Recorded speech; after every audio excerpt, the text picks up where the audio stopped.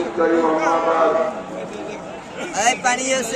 أعوذ بالله من الشيطان الرجيم بسم الله الرحمن الرحيم ولا تهنوا ولا تحزنوا وأنتم الأعلون إن كنتم مؤمنين صدق الله العلي العظيم সবাই বলে সাল্লাল্লাহু আলাইহি ওয়াসাল্লাম। আজ কেন্দ্র কর্তৃক আয়োজিত আজকে বরিশাল ইতিহাসের সর্ববৃহত্তম এই জনসভার সম্মানিত সভাপতি, প্রধান অতিথি, ব্যক্তিবৃন্দ, সকল স্তরের ইসলাম প্রিয় দেশপ্রেমের ভাইয়েরা আমার, আজকে সমাবেশ প্রদান করেছে আগামী সংসদ ইসলামের সংসদ। আজকে সমাবেশ প্রদান করেছে বিগত দিনে যত বন্দোবস্ত ছিল সব মানুষ ভুলে গিয়ে নতুন এক সমাজের অপেক্ষায় আছে। সেই সমাজ ইসলামের সমাজ। কোরআন ও সুন্নাহর বিধান, কোরআন ও সুন্নাহর আইন বাংলাদেশে প্রতিষ্ঠিত হবে। কোরআন ও সুন্নাহর আইন প্রতিষ্ঠিত হলে সাম্যতা রক্ষা হবে, মানুষের মধ্যে বৈষম্য থাকবে না।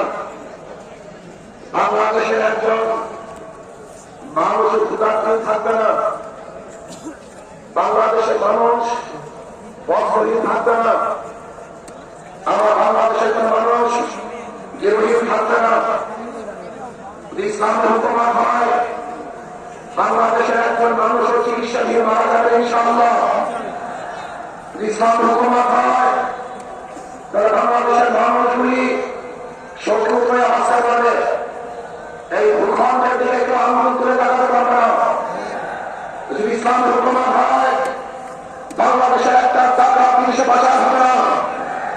ইসলামের হুকুমত হয় কোন জালেম বাংলাদেশে জুলুম করতে পারবে না। ইসলামের হুকুমত হয় বাংলাদেশের খেয়ে খাওয়া মানুষগুলি যারা শ্রমিক, তাঁতি, জেলে, কামার, ঋষি, মজদুর, শ্রমিক, প্রত্যেকটা শ্রমিকের ন্যায্য অধিকার প্রদান করা হবে। আমার মা বোনের ইসলাম আপনাদের রক্ষা করা হবে।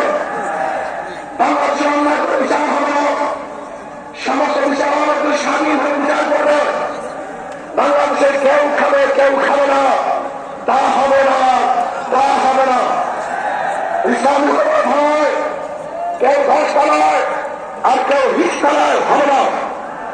কার দস্তারখানে হাজার রকমের খাদ্য থাকবে আর কেউ না খেয়ে ঢুকে ঢুকে মারা যাবে। এক দুটা খাদ্যের জন্য ওই 10 দিনের কাজ কুকুরের সাথে লড়াই করবে। এই দৃশ্য দেখবেন ইনশাআল্লাহ। ইসলাম হুকুমান হয় আজকে ক্ষুধার কর্মাকের বাচ্চাদেরকে মা এবং বাবা বিক্রি করবে না।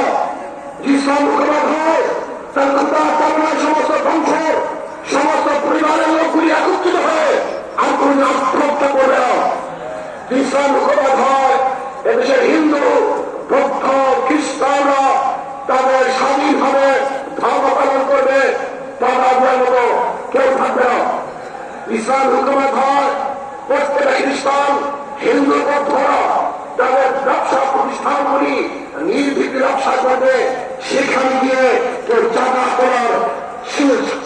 করার সাহস কেউ দেখাতে পারবে না। ইসলাম হুকুমত হয় তার কেউ সুন্দর মেয়েদের প্রতি কেউ বিরোধ দৃষ্টিতে তাকাতে পারবে না। ইসলাম হুকুমত হয় তাহলে কেউ চাকরি পাবে আর কেউ চাকরি পাবে না। এই বৈষম্যের প্রাক্তন আসলে সুন্দর হয়ে যাবে, সমান হয়ে যাবে। ইসলাম হুকুমত হয় কে আওয়ামী, কে বিএনপি, কে জাতীয়বাদী, কেউ শাসক, কে ভাষক, দেখার কোনো বিষয় নয়। যারা অন্যায় করবে না তারা বাংলাদেশের প্রত্যেকটা জায়গায় নির্বিঘ্নে হাঁটতে পারবে, বুকু চামড়া হাঁটতে পারবে। আর যারা খুশি আমার দলের হলেও তাকে জেল খেয়ে ঢুকে করতে হবে। ইসলাম হুকুমত হয় তার কি হবে?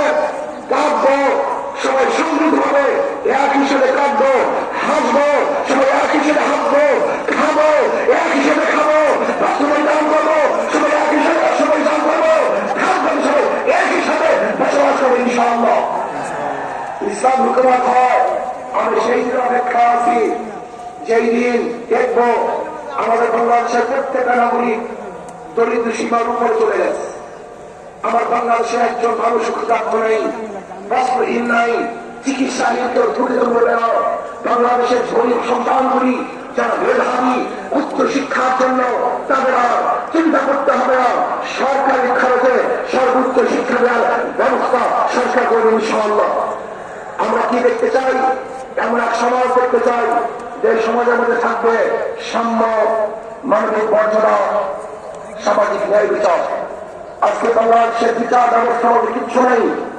আপনারা দেখেছেন আমাদের দেশের ল, আমাদের দেশের আইন, কেউ যদি আসামি হয় এবং সাজাপ্রাপ্ত হয় তাকে কোর্টে হাজির হয়ে তারপরে জামিন মঞ্জুর করাতে হয়। কিন্তু আমরা কি দেখেছি, বিশেষ অবস্থায়ও কোর্ট তাকে জামিন দিয়ে দিয়েছে। এরকম আইন বাংলাদেশের আছে বলে আমার জানা নেই। তার মানে বিচার ব্যবস্থা বাংলাদেশে কিছুই নেই। আজকে এই সমাবেশ দেখে একমাত্র জালেমরাই এবং চাঁদাবাজরাই তারা বেজার হতে পারে, তাদের মন খারাপ হতে পারে, কিন্তু যারা বাংলাদেশের উন্নয়ন চায়, উন্নতি চায়, তাদের আজকে খুশিয়ার শেষ সীমানায় তারা খুশিতে বাদ হয়ে আছে। আসুন আমরা ইসলাম ক্রয় করি, ইসলামের সংগঠন করি, মিথ্যা বলবো না, ধোঁকাবাজি করবো না। আমাদের চরিত্র আলাপকে মজবুত করতে হবে। নবী আলাইহিস সালামের ব্যাপারে কথা বলেছেন, ইন্নাকা আলা খুলুকিন আযীম। অর্থাৎ ইসলামী সংগঠন করি, আমরা মিথ্যা আশ্রয় নেই, ধোঁকাবাজি করি, এটা ইসলামী সংগঠনের কোন সদস্যের চরিত্র হতে পারে না। যা বলবো স্পষ্ট বলবো, যা কিছু করবো স্পষ্ট বলবো, কোন অবস্থায় মিথ্যা বলবো না। যদি আমরা মিথ্যা বলি তাহলে আমাদের উপরে মানুষ আস্থা হারিয়ে ফেলবে, আমাদের কথা আমাদের বিশ্বাস করবে না। আসুন আগামী নির্বাচনে ঐক্যবদ্ধভাবে নির্বাচন করবে ইনশাআল্লাহ।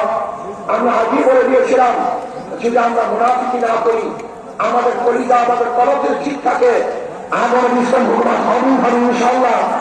লিখে রাখতে পারেন, লিখে রাখতে পারেন।